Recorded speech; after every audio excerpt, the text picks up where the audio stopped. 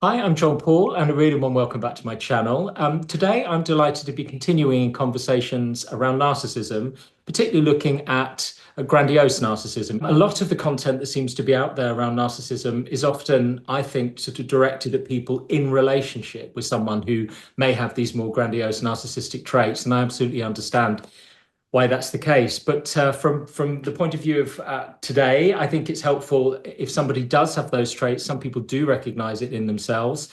Of course, sometimes as therapists, we'll be working with people where they may not recognize it. And so that's what this conversation is around today. I had recently done some online training about working with narcissistic clients, lots of amazing people on that training. And one of those amazing people was my next guest, Dr. Ronald Siegel.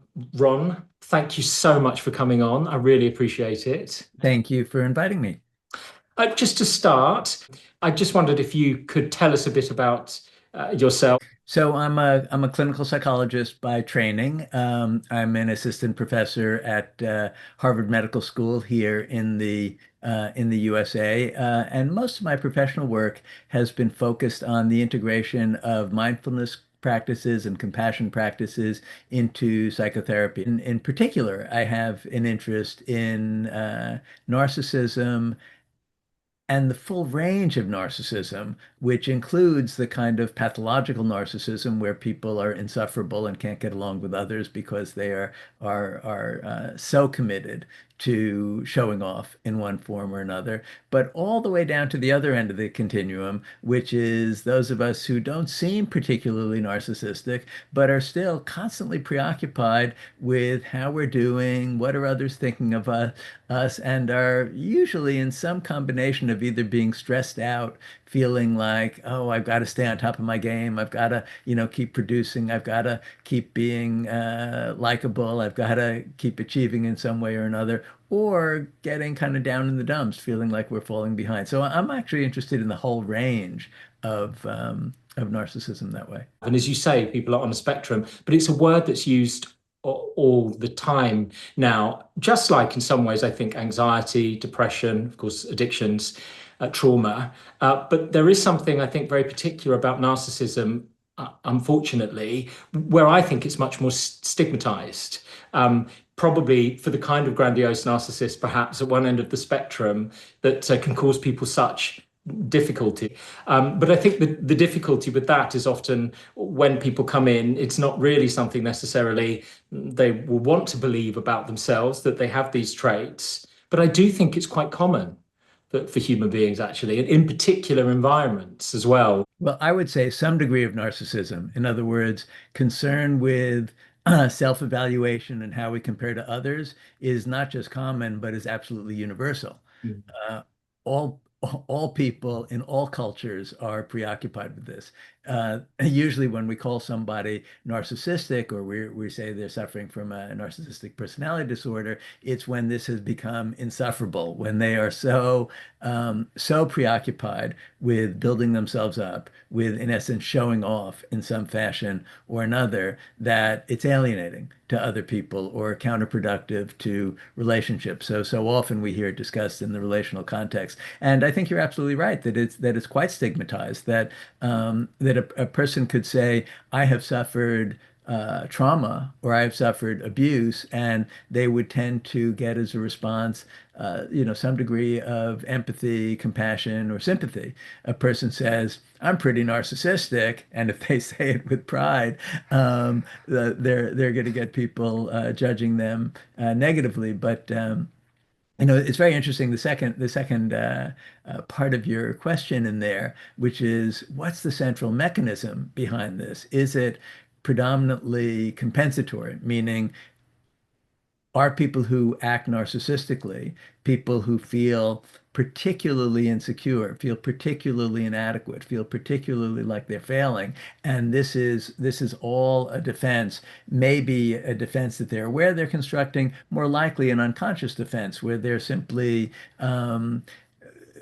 so invested in thinking highly of themselves and because they can't bear the pain of all of the feelings of failure, inadequacy, rejection, and the like. And there's an interesting debate between clinical psychology and social psychology on this very issue.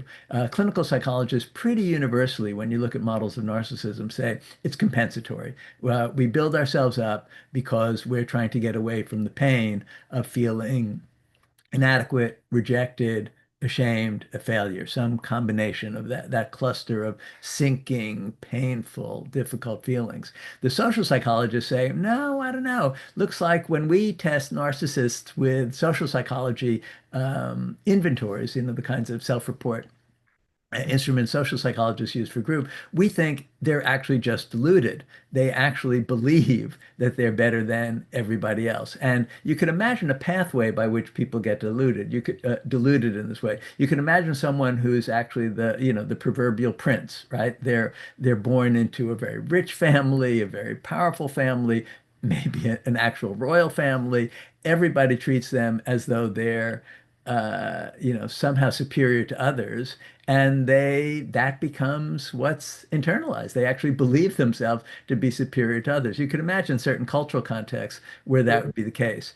Yet for the vast majority of people who aren't born into those, silver spoon in the mouth circumstances, my bias, I'm a clinical psychologist, is it's compensatory. It's compensatory to the painful feelings, and the social psychologist's instruments simply aren't sensitive enough because the problem is it's both compensatory and it's unconscious. Many people can't even notice the vulnerability that lies underneath the narcissistic inflation. And I think also there's that other aspect that also can be highly rewarded, can't it? I mean, as I say, stigmatized in some ways, but if you're looking at protect, provide, in certain environments, it's highly rewarded, isn't it? I think it's really important to step back and notice that a very central human motivational system involves self-evaluation and comparison with others. Let me put this in a very broad mammalian context. If we were to go to the African safari, the African savannah, and go on a so-called safari, ride around a jeep with the naturalist would point out the same pattern in species after species of social mammal. There would be a dominant male Mhm. surrounded literally by a harem of reproductively promising females, young, healthy, etc. And then over in the next field, there'd be a group of younger males doing the species-specific equivalent of playing basketball or football, cricket, trying to get the skills up to become dominant. And in species after species, there are even species of crickets, speaking of cricket, that if you put them in a box, inside Yeah. of a few seconds, they'll organize themselves into a dominance hierarchy. And human children, by the age of 4, organize themselves into what are called transitive dominance hierarchies. That means, and it's the principle of transitivity from algebra, that if A is greater than B and B is greater than C, we know that A is greater than C.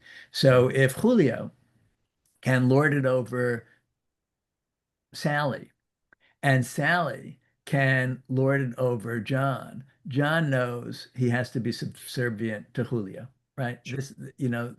And kids, the social psychologists test this. Kids organize themselves this way all the time. So something's going on here with these patterns of dominance. And narcissism is related to these patterns of dominance in terms of what's the basic motivational system. Why do these species do this? Why is this so common? Well, it turns out that those who are dominant, and it's a little bit gendered, in the animal world, that the females that consort and have children with the dominant males, they have better reproductive success. So that if we look at how natural selection works and we imagine that, okay, whoever had the mutations that created a brain that was concerned with this kind of social comparison and jockeying for position, that those who were preoccupied with it and successful at it were likely to pass on their genes. Those who weren't preoccupied and weren't successful wouldn't pass on their genes so much. We evolved brains that are really concerned with this. And that's why we see in virtually every culture hierarchical organizations of different sorts, and there's a certain group that's on top in across hunter-gatherer cultures, the word for leader means the big guy, right? The dominant one. And we see this a lot. Now, luckily, we have other instincts toward cooperation, toward love, toward nurturing, but this motivational thread is in there. And the way it shows up in our daily life for most of us, because we're not, like the chimpanzees, beating our chests and literally demanding a subservient posture in response, but we're all preoccupied with self-esteem. We are all concerned with how am I doing?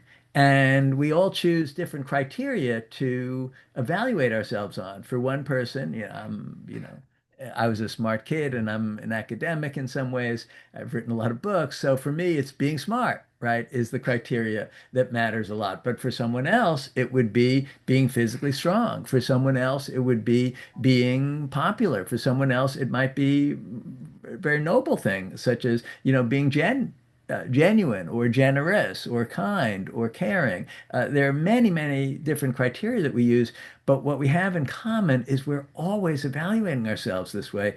And these evaluations are always based on comparison. Because if I want to think of myself as intelligent, well, I'm implicitly imagining that there are other people who are less intelligent. Because otherwise, what does intelligent mean? Or if I think of myself as physically attractive, well, it's got to be in comparison to people who are less physically attractive, right? So this propensity of the brain and propensity of consciousness to be making these comparisons is the root material, I think, out of which narcissism develops. And when we have an experience in which we feel like we're somehow successful, where, if I'm hooked on intelligence, it's a time in which I'm speaking and I'm thinking, yeah, that sounded intelligent, or somebody else finds it to be intelligent. If somebody's hooked on creativity, somebody's admiring their art, or they're admiring their art. Whenever we feel good in this way, what does this feel like? We kind of stand up tall and chest, it's this good feeling of somehow in this world of social comparison feeling good about ourselves. But when the opposite happens, we're very much like a dog with its tail between its legs. This feeling of collapse, self-esteem collapse is a really visceral experience.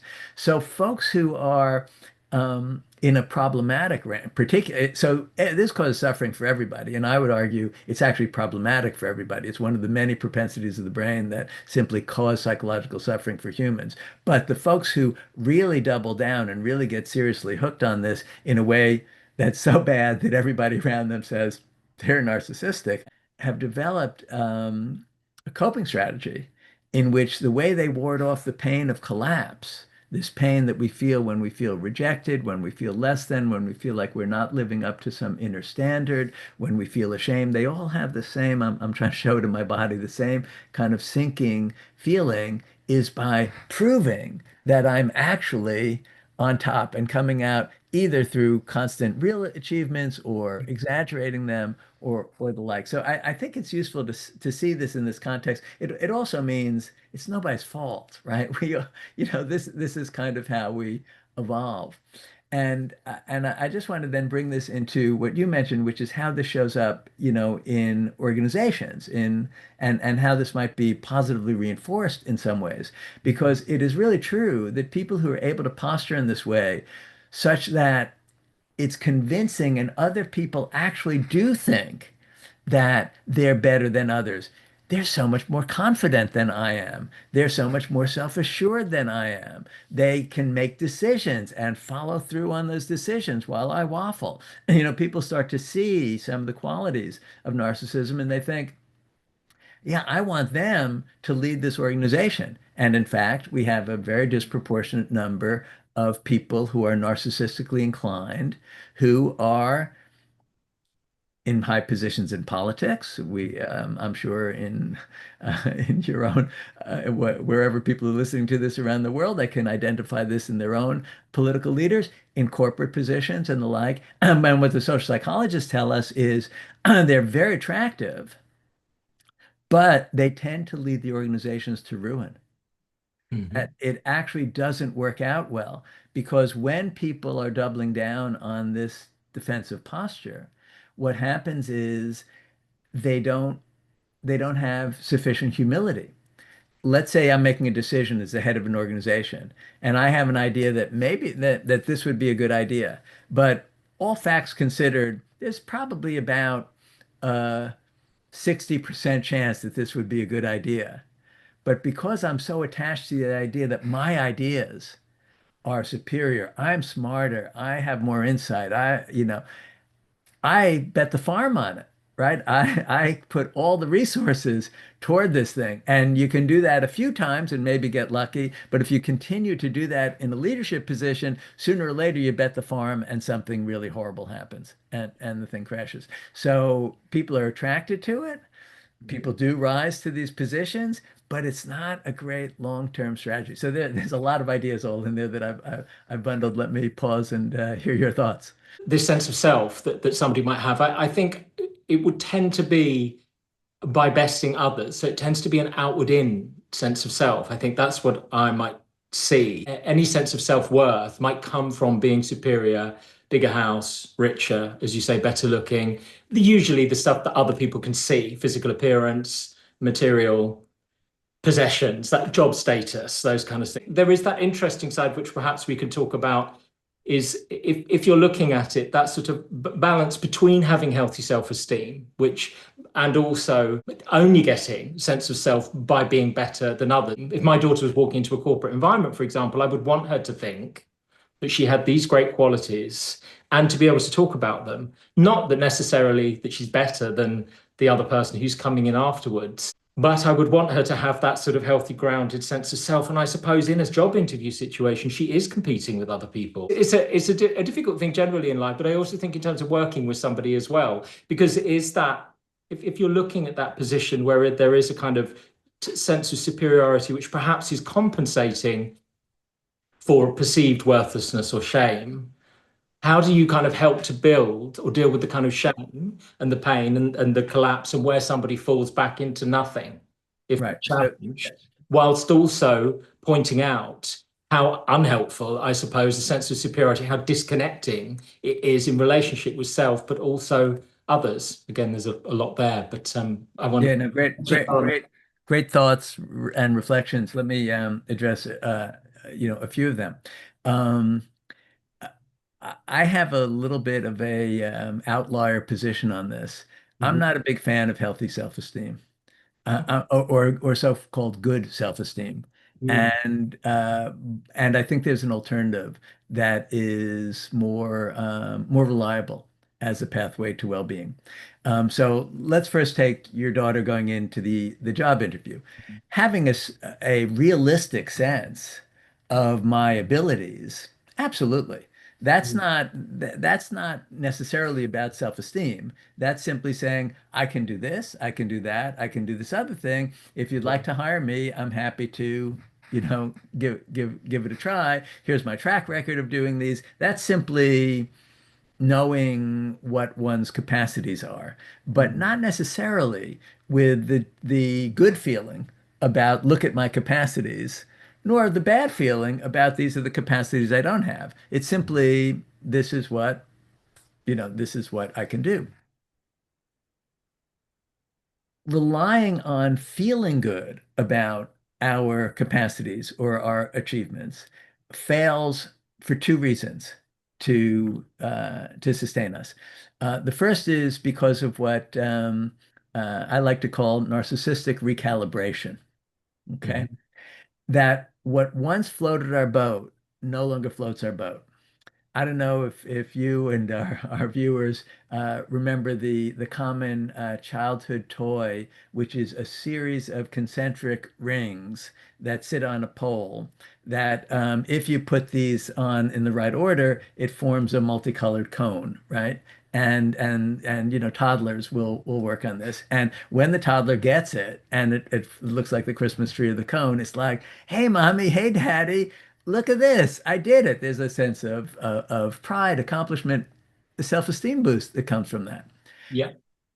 That does not float my boat today to be able to do this.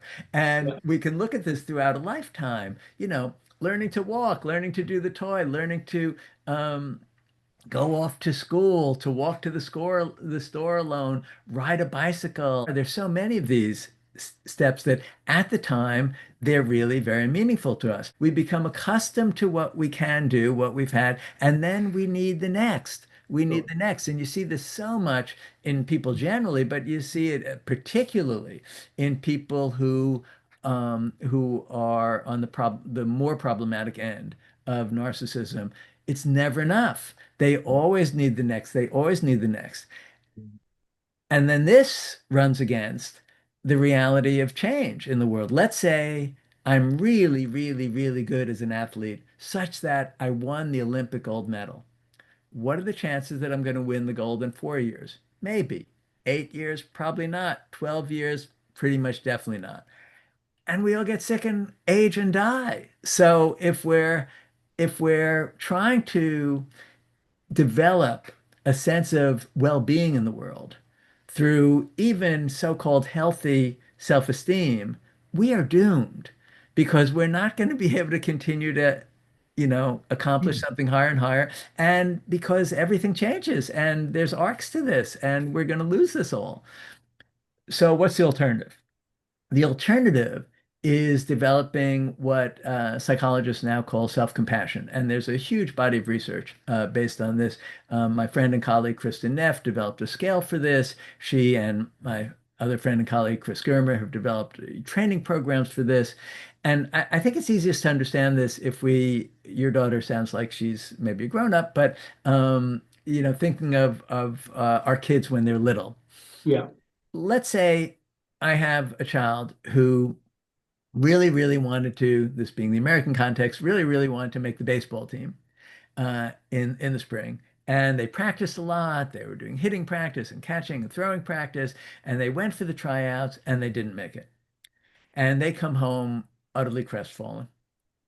And if I'm wanting to give them healthy self-esteem, I will say, my son or daughter. Oh, I know that's disappointing, but remember in the fall, you were really one of the best players on the basketball team, and you guys went to the regional finals. You were one of the best teams, in the area. You're actually a great athlete, and last January, in the math competition you won. You were like, the best math competitor in the school. You are smart. You're a good athlete. Don't let this get to you, right? That would be supporting their self-esteem. Sure. If I wanted to help them develop a very different capacity, which is the capacity for self-compassion and self-soothing, I would say something like, oh God, this must be so disappointing. This is so hard being a human being. Sometimes we win, sometimes we lose. Oh my gosh, can I give you a hug, sweetheart? I love you, and I know this is hard. Mhm. So, one is I'm going to deal with the injury by building myself back up. I'm going to go back into the, I would argue, addictive loop of looking for the dopamine squirt in the nucleus accumbens that comes from winning at something. From this is our central reward, that's the central neurotransmitter in our central Yeah. reward system, right? It's activated with sex, with gambling, with gambling winnings, all sorts of things like that. That's one strategy. And many, many people are addicted to that strategy, and narcissists are particularly addicted to that strategy. Mm. The other strategy is really a love-based strategy, Yeah. which relies on the another super important motivational system in humans, which is the desire to be connected, the Sure. desire to be part of the family, part of the troop, to actually experience love, to love and be loved. Mm. And what's very interesting is if we can put the energy into that system, we get a sense of well-being that's not contingent anymore. You said very wisely that narcissists are so dependent on external validation. Mm. The image I like for this is it's as though the thermostat to the room's temperature is on the outside wall and everybody else can adjust it this Mm. way. And that's true of self-esteem generally. Self-esteem is dependent on how we're reflected in the eyes of others, or even how we imagine ourselves to compare to others. Where self-compassion isn't about that. And then it allows for the moment when we have the up, okay, we can enjoy it. Hey, I got the job. When we have the down, we can feel the pain of it. We know how to work with the pain. We can grieve the loss. And we can hold and self-soothe ourselves in the moment of loss. Because if we are able, if we have the skill set to be able to deal with the pain of loss, well, then we're free. Because what's the worst thing that can happen in any one of these comparisons? I can come out on bottom. Okay, I know that. I know how that hurts. I know that feeling, and I have a way to hold myself here. And when you talk about, so how do we work with this clinically?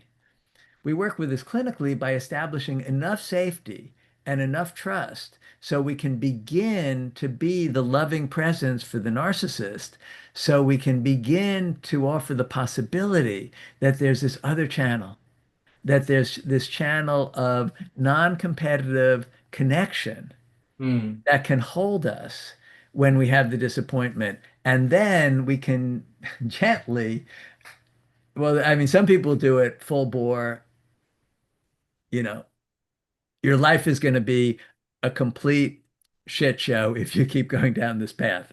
Like I have my friend Terry Real, who's a couples therapist who works a lot with extremely narcissistic guys, says, you're going to lose your wife and kids. Is that what you want? So there's that approach, or there's the softer approach of, fundamentally, this isn't working. You're constantly stressed out. You're Mm. coming to see me because, you've got gastrointestinal distress, you've got headaches, you can't sleep, because narcissists often are suffering with this stuff because they're constantly stressed out trying to stay on top of their game. There's an alternative, but it's really hard because the folks who've become super narcissistic are usually people who don't have good attachment histories. They did not grow up with a sense of love. They did not grow up with an internalized sense of it's okay, sweetheart. So this can be a very long road, really, Mm. to Mm. helping them out of this, because it's really the sense that it's okay, sweetheart, and I'm with you, and we love each other, that makes all the difference. I'll say one more thing about this. We all know this from very everyday experience. Let's say, we're in a day where we're, jockeying for position and feeling good or bad. Maybe you've had more people watch your podcast or fewer people watch your podcast. Or, I say more people read my books, fewer people read my books. Self-esteem's going up or down, right? And then where we're the good friend who's like really honest and really authentic and is talking to us about their roller coaster, how they had a good or bad day because they won or they lost. And even though we think of our good friend as a perfectly successful, wonderful person, we see them going up and down, and they're willing to share the pain of this and the grief of this, as well as the sort of sense of folly of being addicted to having to win, Mm. and we share ours, and the whole thing just relaxes, Sure. right? That in fact, our very sense of self shifts. We become a we instead of a me having to prove me in some way. We become a we, and it's like that stuff starts to matter less. And whenever that stuff starts to matter less, we experience this wonderful freedom. I mean, you hear it in my voice. I'm really an evangelist about this because I've been so narcissistically hooked myself throughout an entire lifetime. And when I have these experiences of freedom from it that usually come through honest connection, ah, what a relief. It's like dropping a hot coal that Mm. that I've been clinging to. So this is the alternative. And it's kind of not about developing healthy self-esteem. It's about getting off of the whole roller coaster. Mm. Can I just talk a bit more about that actually? But just about the kind of different parts, I suppose. I mean, I would be the basis of my book. I had a self-published book actually was compassion focused therapy. So threat, reward. You have mentioned some of the parts, and of course, connection as well.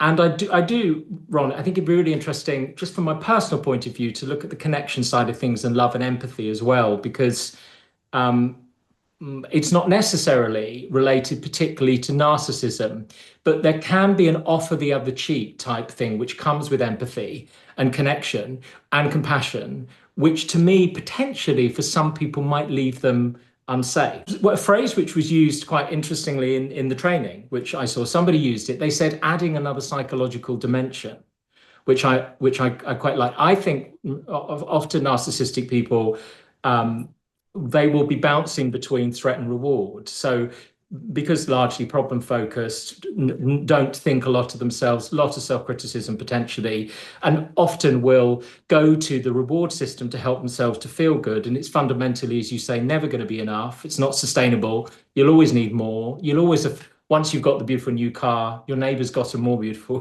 car, and you'll need a more modern. Eventually, it's 3 years old, and you need another one. So it's never going to give somebody that sustained form of happiness, which connection with other people does. There was something about what you said, though, which was I just wonder what you think about. I mean, the reward part will still exist. I think if I'm looking at the connection part, I would say my process of being a therapist. I was a corporate lawyer. It was all Gucci suits and all this, that, and the other. And now my interest in sort of status and money has really dissipated because it's all been able to hand over really to something which is much more sustainable and much more enjoyable, a kind of a lower bar in some ways, you might say, from a dopamine point of view.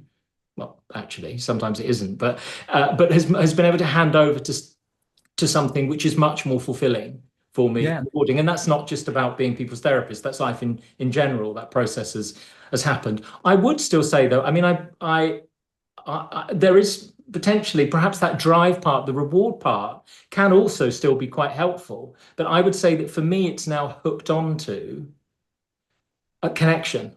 So I drive more. I might seek the kind of rewards. I mean, as you say yourself, with the kind of more YouTube subscribers, but it's attached to something that I love. So Mhm. whether it happens or not, it doesn't really matter that much. So I suppose in a very long way, I'm saying rather than necessarily once I move more into connection and that being more where I get my sense of fulfillment and enjoyment in life, reward not being necessary anymore. Um, Perhaps the two of them can also work quite well together. And I'd love to hear what you say about that. Just a bit about perhaps talking about threat. One of the things, I mean, I have people, I put testimonials on my website at the beginning, and people used to say compassionate. And I used to think with the people that would come through, I lessened the number of times I mentioned compassionate, I have to say. It's still said, but one of the reasons that I did that is because I think there can be a perception, or it's sometimes a reality in some ways, that because people are driven always to empathy for others, potentially loving kindness, there are some people who are exploitative and will scam and will be cruel. That is present. So how do you take care of yourself with sort of the threat part, I suppose? The safety need needs to be taken care of. And it's a more general thing. It's not about narcissism necessarily. So let me see if I can address what I'm hearing as the two central threads of what you're talking about. One of them is this either or yes and, right? And all of our human motivational systems are going to be active to some degree always, right? So our threat system and response to threat is going to be active. Our reward system and dopamine hit system is going to be active, and our connection, nurturing, love system is going to be active to some degree. And the question is, which ones do we want to cultivate when? The reward system, very dopaminergic, probably. I mean, it's always an oversimplification when we talk about neurotransmitters, but this other system is more kind of oxytocin based. Yeah. It's more about love. It's more about connection. It's more about safety in that way. And we do have a choice which to feed, even though neither's going away. And there are many situations in which the sort of competitive drive system is helpful, right? I Mhm. mean, if you're launching a project that you're trying to help the world with, you sure as heck should be thinking, all right, how do I get this publicized? How do I get eyes on this? Because this is useful stuff. So no question, it's all of use. The second issue that you brought up, which is, and I hear this a lot too, that uh, in essence, you're going to leave me too vulnerable, right? If, Hmm. if I'm not on guard, paying attention to the threat system, and grasping for what I need, paying attention to the reward system. Abusive people are going to take advantage of me. Kristen Neff, who I mentioned, who's done all the work on self-compassion, recently wrote a book called Fierce Compassion, right? It's about how to, within the context of compassion, stand up against injustice. Yeah. How do you say, no, that's not right? You need to stop this. I'm going to go back to your old profession, take you to court to stop this, or in some other way restrain you Mm, from doing this. Compassion is, and self-compassion is not all about softness. It's not all about yielding, although it can have that quality. It is about not approaching it through narcissism. It's about approaching it through a kind of wisdom. What does this situation require? But the situation may well require that the person who's acting in a way which is antisocial be restrained for the good of the group. And sure. that could take very aggressive action to Mm, do that under certain circumstance. The difference is let me put it in the criminality context for a moment. mm, Most of the time, when we as humans have the impulse to punish someone for wrongdoing or stop them, it's with blame and it's with a sense of you are bad and wrong. mm, I am good and right. And in that righteousness, I will send you to prison for a long time or do something else to punish you for what you've done. mm, I think when we're freer of these kinds of compulsions, we're able to say what you're doing isn't, is really not reasonable for us getting along as a society. We're going to stop you. In fact, we may even incarcerate you for a mm, while, but not because you're bad as a human being, not because I'm somehow superior to you because I'm not incarcerated, but because your life history, your life course has molded you in this way, and we need to mold you in a different direction because otherwise society can't function. It's a very different approach, and it's one that's actually compassionate, that realizes this is a suffering human being totally. which needs Yeah, an intervention, even though the intervention might be quite forceful sure. at the time. So I think that's the counter argument, if you will, to the idea that this is, it's too soft, it's too yielding, it's too squishy.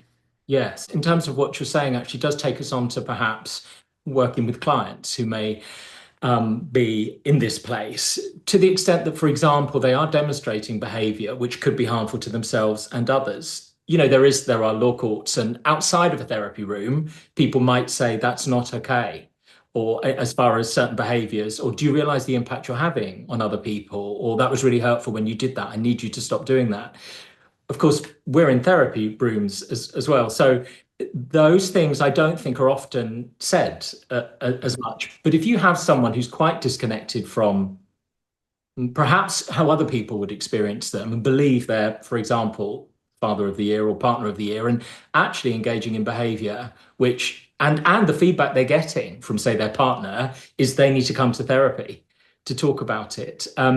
It sort of goes back to what I was talking about that how the role of the therapist in saying, do you see the impact of what you're having on others? How does that happen? Because again, I don't know, my general perception might be, and I'm not in people's therapy rooms, is that therapists will tend to accommodate a lot. They'd be reluctant. And I can also understand that's why, because we don't want to be punishing or shaming to anybody, but we're reluctant to say, really? Because it was interesting in the training as well. You were talking about it a bit as far as if a client triggers you or you become activated by something, perhaps the sort of competitive part or whatever it might be, looking in internally and thinking, what is that part of me that they might have triggered? But following you or a few other people, there was somebody called Shelley who spoke. I can't remember her full name. Shelley Harold, perhaps? Yeah, and Harold, she was perhaps? talking about working with I think a younger client who was very misogynistic. So he would say things which I guess her body would tell her in terms of perhaps annoyance or frustration she was not happy with. And therefore, were likely to be causing him problems outside of the therapy room as well. But she said she would say, in not in a kind of that's the wrong thing to say, or how dare you say that, or you're misogynistic, or whatever it is. She would comment on her experience of it and Mhm. what the effect that it had on her. So I've been going on quite a long time, but I just wondered what you were thinking. We talked about it a bit Yeah. about how to approach it as well. Right. When you have this sort of detachment perhaps from reality, but also a very fragile part where any kind of challenge can send someone into, well, you think I'm a bad person, and you become a threat actually as a therapist. Right. I think that's a great question. And and it's important where how the beginning of this is we're not police officers, right? We're not there to control and change people's non-pro-social behavior. I think there's two basic avenues that and we can use one or both depending on the context. The person's in therapy for some reason. Okay, people don't, we don't go and say you need therapy and start giving people therapy. They're here for some reason. If so, one avenue is to stay with the person's perceived suffering. Now, if the person's in there because they have, have done a lot of work over the years with psychophysiological disorders, back pain, neck pain, gastrointestinal distress, headaches, the gamut of things that happen when our stress response is overactivated for a long period of time. So there's the vulnerability, right? Your body's not functioning well. That becomes the avenue for considering, so what is it that's creating this posture? And through that, through an alliance around the suffering, there might be a way in. Oh, so you're experiencing all of these situations as threatening, situations in which, you might be seen as an ordinary person, are threatening. We start to work with the degree to which the attachment to the narcissistic posturing um, is causing psychophysiological difficulties, one possible avenue. Another avenue is they're here because they've been forced into couples therapy, right? By their partner saying, I'm going to leave you if we don't go in. Well, then they have a problem. They Mm. have a problem. They have a problem of a spouse who, usually a wife, who's threatening to leave if it's heterosexual, because usually guys who are worst at this, who's threatening to leave them, how to work with that problem. How do you imagine what do you imagine it would feel like if she did leave? Well, that would feel terrible. I want my family to stay together. Okay, so there's some vulnerability somewhere that can be our path of entrance and that we can use to build an alliance. In other words, I want to help you with that because that sounds painful, and to begin to open the door to that which is to that which is difficult. Mm. So that's one pathway. The other pathway, which temperamentally I don't go down very often, but I do know other therapists who do, and I think it could be valuable in some situations, is Mm. a cut the shit pathway. Like, you know, I've met a lot of guys like you. You could say, and this is where you get the most credibility. Yeah. I've been a guy like you, Yeah. right? Yeah. I know, I know what you're doing. Yeah. And if it's genuine and you can share some way in Mm. which you yourself have been basically a narcissistic jerk in your life, and you learned through some life experience that that wasn't so helpful, and Mm. you found an alternative that was more helpful, Mm. that can be kind of compelling. Yeah. So there's that avenue. And I'm going to suggest a third one. A third one is I wonder how you came to be the kind of person you are. Mhm. Not in a negative, judgmental way, but the kind of going back, what was it like as a kid? And seeing if let's say this is a self-made person who has become the CEO of something big and important, but worked themselves up from a difficult circumstance. And in that difficult circumstance, they had a lot of suffering because people looked down on them for being poor or because they had to do it all by pulling themselves up by their bootstrap. Whatever the story is, if there's a story that in which we can look at the pain along the way and how winning became insulation from the pain, then Mm. in a kind of compassionate way, we can work with the person about, oh, I see why you had to do that. But doing that has these costs. Might there be another path Mhm. that you could include also? Maybe not another path, as you put it. Another approach might you have more variety of arrows in your quiver so that you have more tools to approach different things. Maybe, okay, being a narcissist at the G7 meeting pays off, but maybe not at home. Yeah, but it's really hard, isn't it, as well? Because, the reason perhaps somebody would not go back to combining, for example, threat and reward solely in life, is they know what it feels like to have much more connected, to have more oxytocin. If you're looking at it scientifically, I suppose they know that that feels makes life feels profoundly different. Relationships go very differently. They will see themselves very differently in their environment and feel much more connected to the environment, all these kind of things. But it is a difficult one. I guess we can explain a theory and a structure, but it's a difficult one to say, well, I'm going to hand over from these things potentially that actually, to a degree, get very well rewarded by other people and really admired in some ways and respected by others for something that, yeah, I don't know what it feels like yet. But I know that's, I mean, Yeah, you'll be getting much more of that sense of oxytocin from therapeutic relationships. So from that point of view, somebody is starting to feel that connection, hopefully, if things yeah. are going the way we It, it, hope. But it is I mean, it's the same generally for all therapy, I suppose. Yeah. right. There's an analogy to this in post-traumatic stress disorder treatment. Mm. And I happen to have been very active in recent years in the psychedelic assisted psychotherapy Ah. world. And one of the studies that's furthest along is using MDMA Mm. for PTSD. And MDMA tends to be a very oxytocin oriented kind of medicine. We call it psychedelic assisted psychotherapy, but it doesn't create um, so many perceptual changes and that kind of thing. It tends to open people's hearts in a very radical way.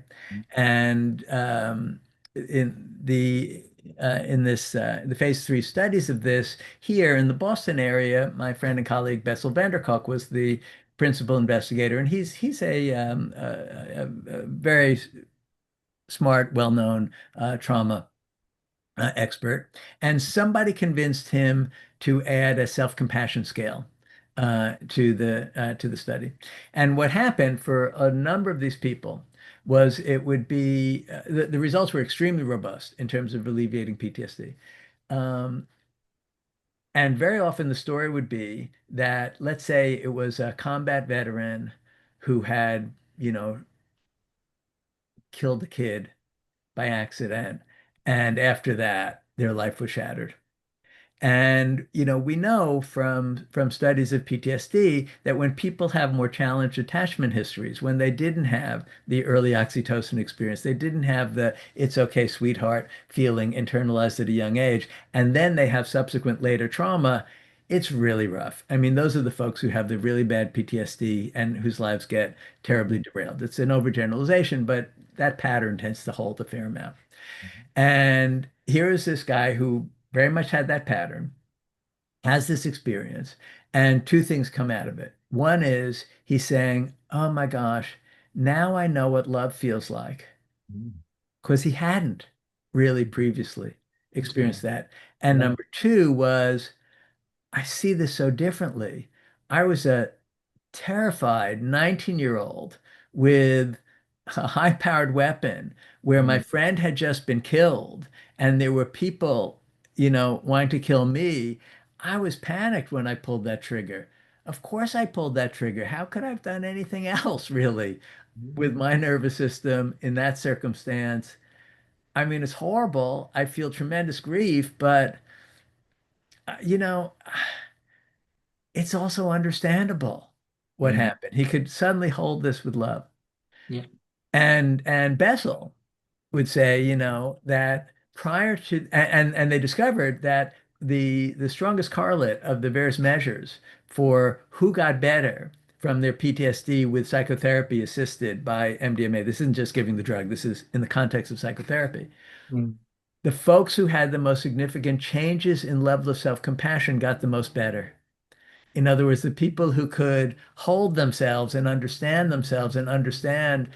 the pain and hold that pain were the ones who could get better. Mhm. I think that's what we're aiming for with the narcissistic folks also, although it may be a very long road. And, God knows you might experiment with psychedelics. They might just take off with it the way the tech billionaires do in Silicon Valley and use it for even more narcissistic, grandiose, we're going to colonize Mars kinds of stuff. Mm. So I'm not suggesting the psychedelics here necessarily, but the that mechanism I think is what we're looking for. Mm. Can we get the person to see, oh my God, I've suffered so much and I did what I did because I needed to do it, but now I don't have to do it anymore in my life so much Yeah. because I've got some little taste of the possibility of love. But I don't want to be too Pollyanna about this. I think it's really hard to treat folks like this, and many of them are only going to be motivated by some extrinsic motivation. My wife's threatening to leave me. My ulcer's like out of control. And it may not work. Look, Yeah. I don't have statistics, but I think the modal reaction is get a new wife and a new sports car, right? Is like what a lot of these people do. So, I'm not pretending to have great powers here, but I do have an intuition as to the direction that would probably be most helpful if we could move in that direction.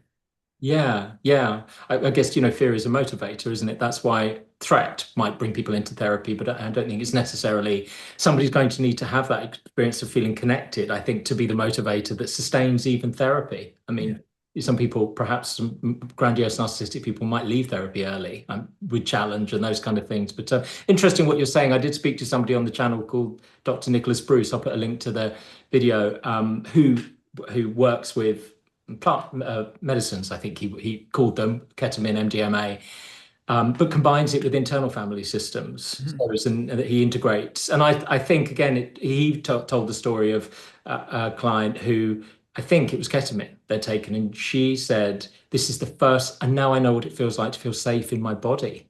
Yeah, similar.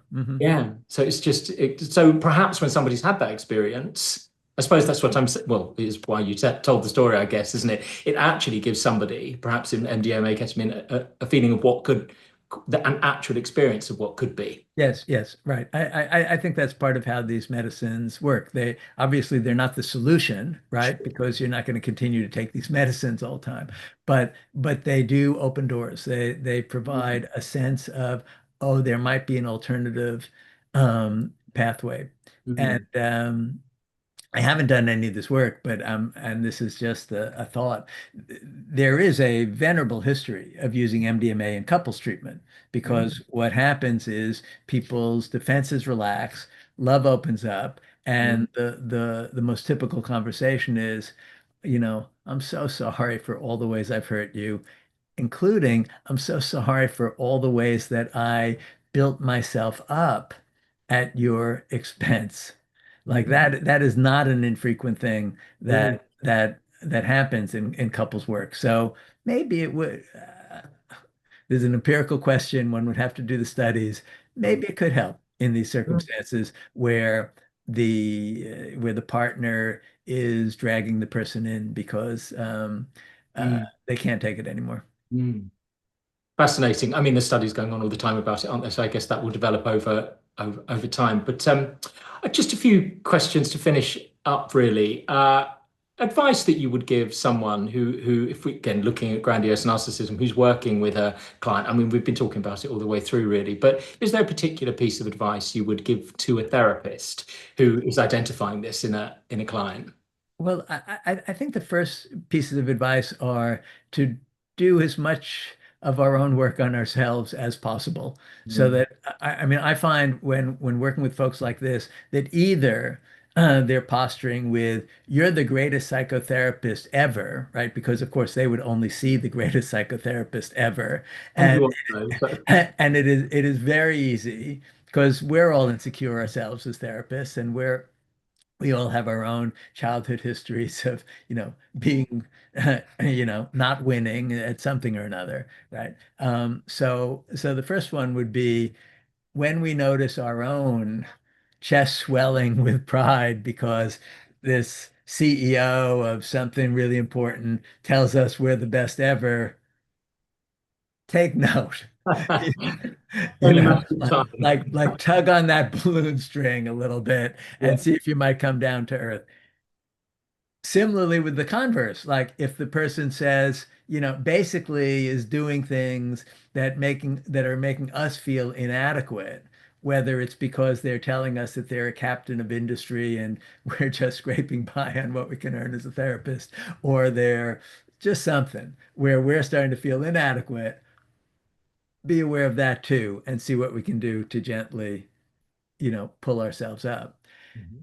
And so that would be one area to work with ourselves. The other one would be to really notice when we start getting judgmental, when we start thinking this guy is often men, this guy's a real jerk, you know.